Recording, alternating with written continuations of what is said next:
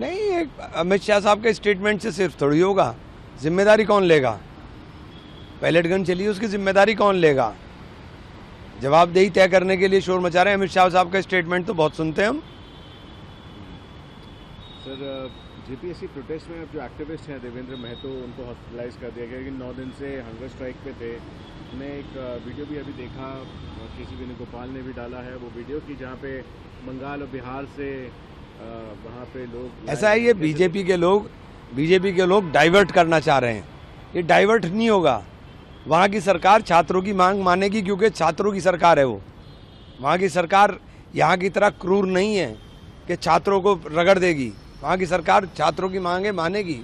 हेमंत सोरेन ने अपील करी है झारखंड के स्टूडेंट से भी कि जो सरकार सुन रही है उनकी बात, मगर जो अपोजिशन विपक्ष के ट्रैप में ना आए, उनके जाल में ना आए, ये एक अपील करी है सीएम हेमंत सोरेन। हाँ, ये बाहर के लोग अगर आकर के ट्रैप करने की कोशिश कर रहे हैं तो पूरे मूवमेंट को कमजोर करेंगे।